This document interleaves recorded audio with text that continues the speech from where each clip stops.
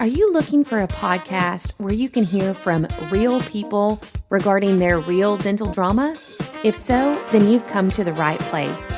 Join hosts Bethany Petty and Dr. Rena Kuba as we dive into the solutions we've created and the mistakes we've made while managing dental drama. Let's get started. Happy Monday. I hope your week is off to a great start. I am glad to be back with some more HR/management tips. I have been just hit with so many clients this week reaching out with a similar question. And I want to tackle that today and provide as much support as I can in making this easier. So, excessive absences or excessive requests to be off of work or to come in late or leave early or leave in the middle of the day, it is not your imagination.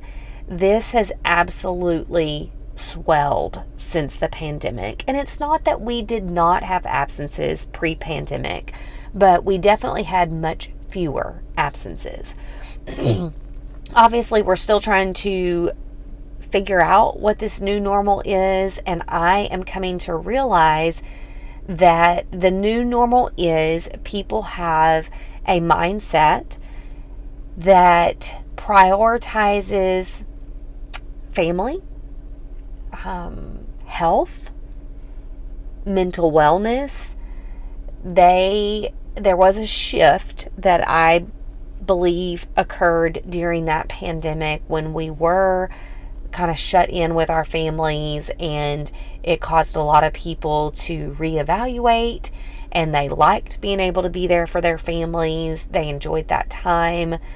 They enjoyed the mental break, and coming back to the workforce was certainly stressful, and they didn't want to give up that flexibility that they had to be at the events, to take off and head to whatever the family's need was. And so as much as that is a new normal that has developed, it doesn't make it any less frustrating or challenging to solve on a daily basis. I think this excessive absenteeism has also been compounded by the workforce that we've had over the last few years. There's been a real deficit of workers, and so we have been feeling a little handicapped to do anything about the excessive absenteeism.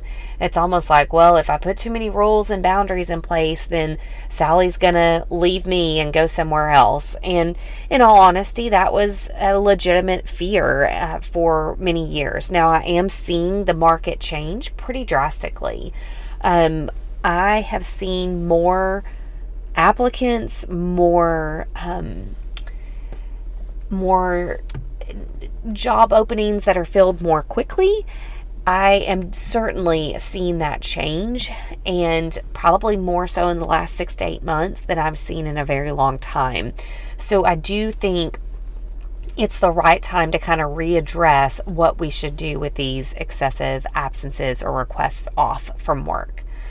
First and foremost, I absolutely understand that we have people that working for us that have lives, and there are things that they feel like they need to be there for, and it's hard for them to select things not to be there for. So it is a very real problem, and I think we need to be able to address absenteeism with empathy for sure, but also with boundaries. And the boundaries is the hard part to decide. The empathy, I think, in most of my clients anyway, the empathy is most certainly there. They get it. They also want to be there for their child's Valentine's party and field trip and kindergarten graduation and parent-teacher conference and every doctor's appointment. And again, as a mom, I absolutely relate with that. But I think also as a practice owner, you've got to be able to draw boundaries that you feel comfortable with. And so when we're talking about the concept of excessive absences or tardies or leaving early, coming late, leaving during the middle of the day, I do think we've got to have boundaries that we're willing to uphold. So I would say the first step in dealing with this problem is deciding what you are willing to uphold. You could come up with some really tight boundaries, but if you're never going to implement those boundaries, then ultimately, why develop them? You should only come up with boundaries that you yourself are willing to implement. The other thing to think about when you're trying to think of how far these boundaries will go, and I'll give you some examples of boundaries here in a minute, but when you're thinking about how loose or how tight these boundaries are going to be, you also need to think about the size of your team and the impact of somebody missing on the team. So if you've got a team of 2 or 3 people, then when one person is gone, you are severely understaffed. And so you may, because of that, have to have some tighter boundaries. If you are a staff with many people and you've got backups to backups and you've got remote people that can jump in and help out, well, then you may be able to be a little bit looser with those boundaries. So you've got to really think about the impact of somebody being gone on your team. Also, you have to think about the team itself. So it never fails. You are going to have team members on your team that are so consistent. They show up on time. They never leave early. They rarely ask off for work. They're just there. And you have to think about those people when you're developing these absenteeism boundaries, because what you don't want to do is negatively influence your consistent person on the team. You don't want to have such loose boundaries that they reach a point, those great attenders, they reach a point where it's like, well, why do I keep on coming to work? Sally gets to be off every week. When Sally's gone, I do her job. She comes back. I never get a break. I'm stressed out. So it makes me not want to work as hard. And so you've got to think about your team in this. So many team members that I've sat with are frustrated when there is a team member or 2 that are always out. And so you don't want your boundaries to be so loose that you've got frustrated team members. And I know we often don't think of that. We usually just kind of hone in on the person and their excessive absences. But we've really got to span out and go, do I have some people on my team that are just so consistent? Well, then you may have to have tighter boundaries so that your super consistent people don't become demotivated or bitter that people are always gone. So those are some of the things that you want to think about when you are trying to decide on loose boundaries or firm boundaries. Number 1, can I actually uphold these boundaries, or am I going to be too soft to uphold them? Number 2, the size of my team and what's the impact when somebody's gone. And then number 3, you got to keep your team in mind. And if you've got some really great, consistent people on your team, then you're going to want to potentially have some tighter boundaries. So let's talk about what some of those boundaries may look like. First and foremost, what you need to understand is every time off request does not have to be met with yes. That rhymed, and I didn't intend for that, but that was actually really good. We should make a t-shirt out of that. So every time off request does not have to end in yes. That is so critical for every practice owner or manager to understand. No has a time and place, and you need to have the ability to say no at times. So that is going to be rule number 1. It doesn't mean that 80% of the time you say no and 20% of the time you say yes. It just means that there are going to be times that you need to say no. So what are those times? A few boundaries that I've had clients put in place that I think are really helpful. Number 1, some of my clients will put in a boundary that is connected to how far in advance a team member asks for time off. So if they're putting in their request, 3, 4, 5, 6 months in advance, then there is a high likelihood that request will be granted. That will be a yes response. If it is last minute, oh gosh, I forgot my son has a field trip in 3 days. Can I be off for that? Or, oh goodness, I forgot I had a doctor's appointment next week. Can I be off for that? Or, hey, I'm going out of town next week and I've decided I'd really like to leave early on Friday. Can I do that? So last minute request, and again, this is some of my clients and the boundary that they choose, is those last minute requests are often going to be no. What this does, if you choose this as a boundary, it teaches your team to be proactive. Look out in advance. Get your life together, girl. Plan it. Put it on the calendar. Put in the request and do it far enough in advance so that your boss can say yes to you for that. So one of the boundaries can be, is it a timely request or is it not? You can even put these boundaries in your office policy manual. We talked about this last week with medical and maternity leaves. If you've got expectations of how your team members should ask for time off, then put it in your office policy manual. And if you know that if it's not 2 months in advance or even 30 days in advance that you're going to say no, put it in there. Put the expectation is time off requests should be made 30 plus days in advance. The expectation is 6 months in advance. And it is very likely that any request short of that is going to be denied. That way you've got a policy manual to back you up on it. So the length of time in which it's asked can be a boundary. I've had teams that put in a 1 person off boundary. That means you have a team member that has already been approved for time off on that day, and therefore because Sally got her request in and she's approved for it, nobody else can be off that day. Don't even ask. And that can be a really clear boundary for your team as well. Another boundary could be, if your team is large enough, anybody in your department that is off, you can't be off as well. So if you're an RDA and there's another RDA off that day or that week, so sorry, Charlie, you can't be off as well. Now, the other thing that this does is encourages your team members to put their request in quickly enough because it's first come, first serve. And so that can be a side benefit to that.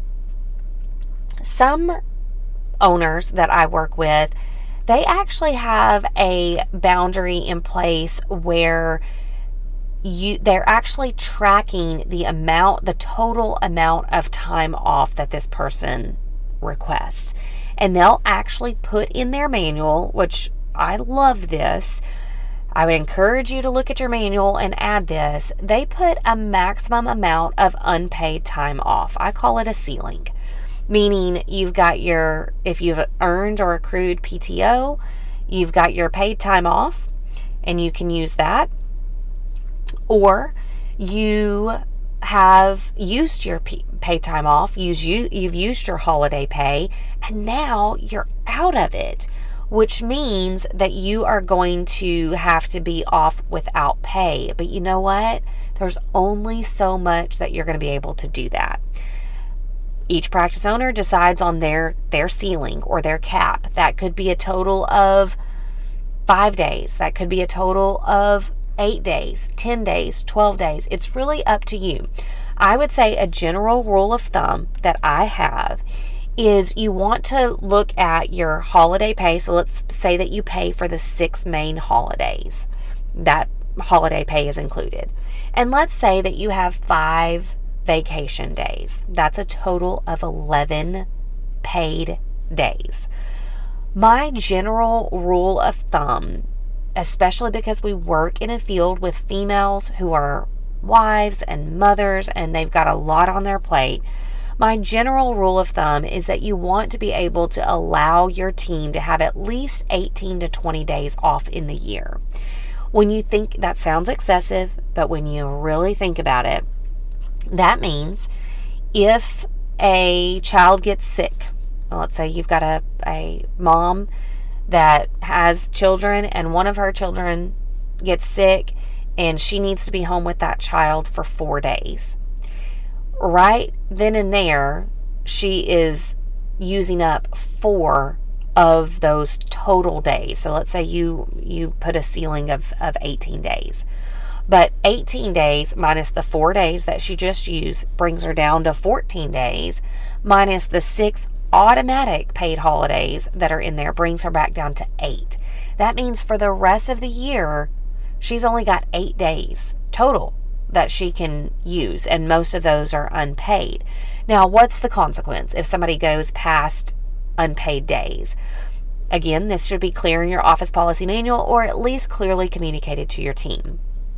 Let's say 18 is your ceiling, which I will say is just a smidge low. If I were you all, I would be veering more to that 20 total paid days. So to do the breakdown again, if that's 6 paid holidays, and let's say you have a really generous vacation policy and you pay 8 to 10 paid PTO days, then you've got, okay, let's go with 10 paid time off days plus your 6 holidays, and then that person would have 4 unpaid days that they could use throughout the year.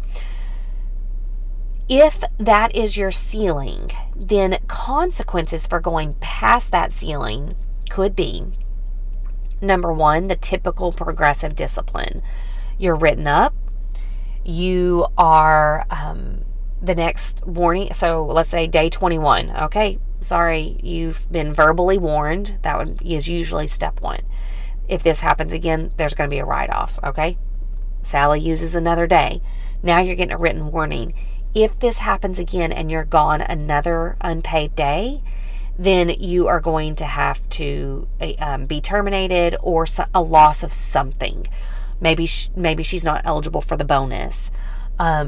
Maybe she loses she goes in the hole for next year. She loses a paid day off. So maybe you've got 10 paid days, and because she went to over that ceiling 3 times, now she's starting to lose paid time off for next year. So now you did have 10 days that you would have gotten for next year. Now you're down to 9. And you do that again, you're down to 8. And you do that again, now you're down to 7. So there's natural consequences that can happen. Or you could lead to termination. First verbal warning, second is written warning. Okay, this is becoming a real problem. I'm sorry, we're going to have to terminate you based on our progressive discipline policy. So that's an option as well. Many of my clients that I work with have bonus programs in place. And to me, once we start having excessive absenteeism, the bonus should absolutely be part of what is pulled into the equation as a natural consequence. And for your gold star attendees, your employees that are always there, they should get more bonus than the person that has missed 3 or 4 days that month. And so there could be bonus consequences that come into play, which is fair. It's fair to the people that have been there, and it is fair that the person who is excessively missed that month doesn't get as big of a bonus. That could be as simple as, if you're absent more than 2 days in a month, you don't get the bonus. Or if you're absent more than 2 days, then you only get 50% of the bonus. Dr. Kuba, who's always our lovely co-host on here, she has a pulling bonus, a daily pull bonus. And essentially, if you're not there that day, you don't get to pull, quite obviously. And it impacts her pulling bonus actually builds throughout the week. So if they hit it on Tuesday, they're off usually on Mondays. If they hit it on Tuesday, that's 1 draw. If they hit it on Wednesday, that's 2 draws, 2 days in a row. If they hit it consecutively, 3 days in a row, Thursday, that's 3 draws. Well, if Sally's missing on Thursday, she not only misses the 3 draws, but she also is knocked back down because her draw would start over. So if Thursday the team hits 3 days in a row of a production bonus and Sally misses, she misses those 3 draws. And then if she's back on Friday and they hit it again, everybody else is getting 4 draws and Sally's only getting 1. So that's a natural consequence, and again, is fair. So these are all different kinds of boundaries that you can put in place. Number 1, the length of time in which they ask for time off. Either if you've got a window of, you need to at least ask 2 months in advance, great. You did that, it's most likely going to be a yes, unless somebody in your department is gone, and then it's a no. I've had some clients, kind of on that note as a little side trail here, I've had some clients say, if you didn't put in your time off request timely enough, then it will be granted if you can find a suitable replacement, and that cannot be somebody on the team. So that's an option as well, which you could always use if you want to, because then if they can't find somebody, it's kind of on them. They couldn't find their replacement, therefore they can't be off.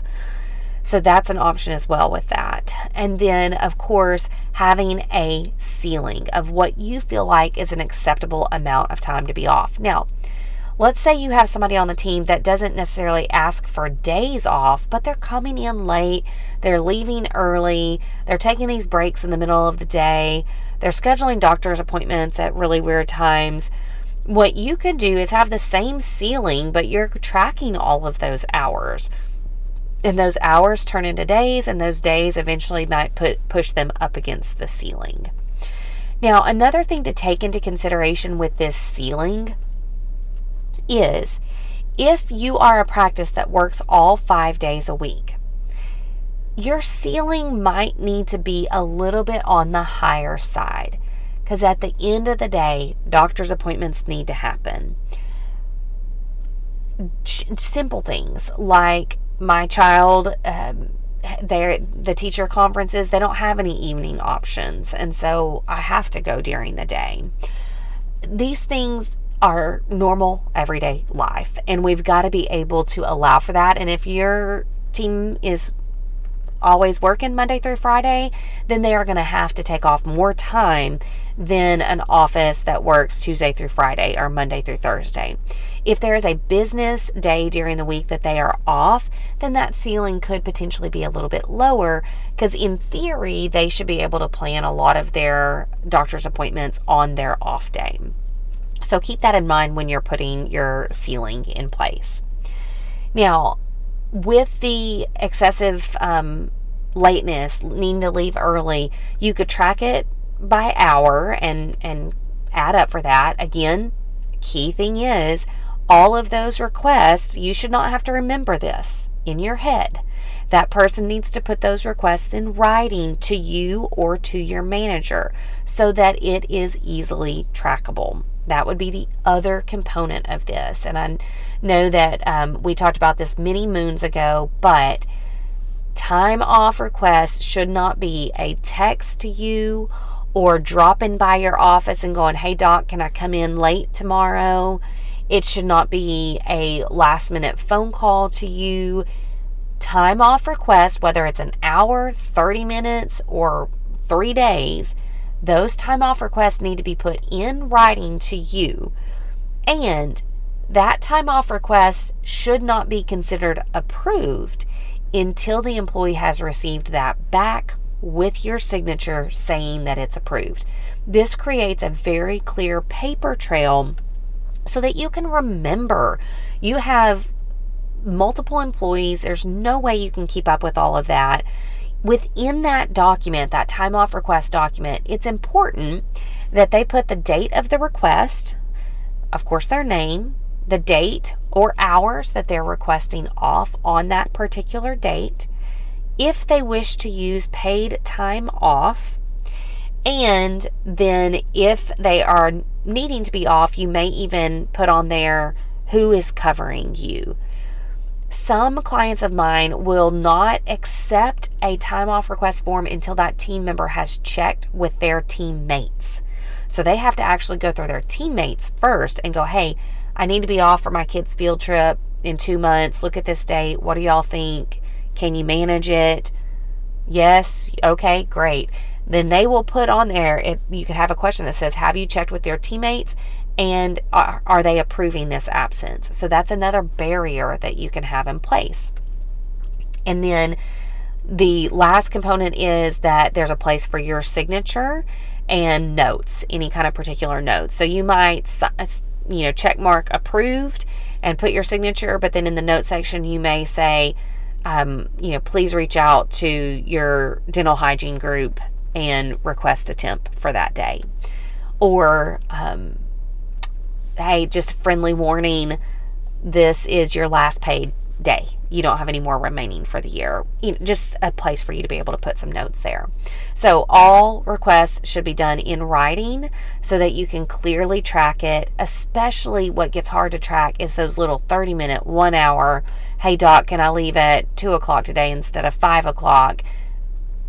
Yeah, I see that you're asking me that today. That needs to be put in writing. And then I will be able to get you an answer on that. So just stick to your guns on it, because otherwise the tracking is a nightmare. Some will have their employees actually email those requests in, and then they'll get an email response back. That's fine as well. As long as there's a paper trail, I'm happy with that.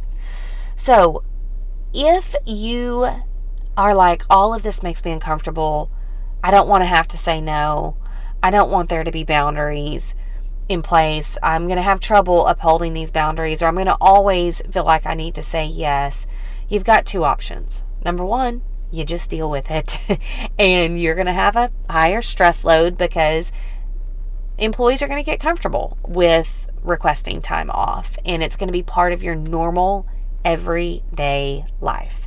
And if you're okay with that, go forth and do your thing. Or if you're like, I'm never going to be able to say no, I'm a softie, I know I'm always going to say yes no matter what I've said about my expectations, then you can always put parameters in place that help you to say no. Meaning you can appoint somebody to be the receiver of these requests. So it may not even be a manager. It just could be somebody that has seniority on your team, or is comfortable saying no on your behalf, or at least that person is comfortable enough to receive the request, bring it to you, and the two of y'all together can make a decision on that, because then at least you've got somebody that maybe have a little bit of a different perspective than you on how it's going to impact the team. The other thing that I would say in regard to excessive absences is they do have, quite obviously, a financial and stress impact on your team. So this is something, if you feel like you've been in this pattern of, oh my gosh, somebody else is out again, don't let that go on too long, because number one, your practice is most definitely taking a hit. Number two, your team is going to be stressed out. If you're not stressed out, which most of my practice owners are, if you're not stressed out, your team is stressed out. So don't let that go on for too long without creating some boundaries that you're willing to uphold. Also, just because we say no doesn't mean that we don't have a heart. Okay? So the best way to think about this is, it is utterly disappointing to have to tell Sally that she cannot go on her son's field trip. But in that moment, you are not just making a decision for Sally. You are also making a decision for the rest of your team. So it cannot be a decision where you are only thinking about Sally, because if that were the case, we'd say yes to every time off. You have to take it in context and look at how this is going to impact the whole team, how this is going to impact your patient care for the day, and then, of course, how this is going to impact you as the practice owner. So keep that in mind. I totally get it. I know that no's are uncomfortable. I know that we want to give our employees everything they want and wish and desire, but this excessive absenteeism has been a growing problem, and I'm seeing it impact my clients, 100% of my clients. So we need to revisit what are our boundaries and what can we put in place to persuade people to be here. I hope this helps. There's honestly so much more I can say on this subject matter, but I hope this is at least a starting point for you to know that you're not alone.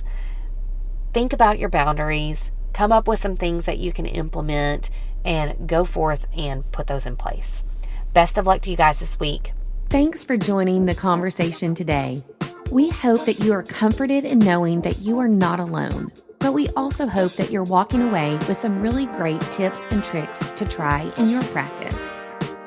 We value your feedback, so please take a few moments to rate and review the podcast.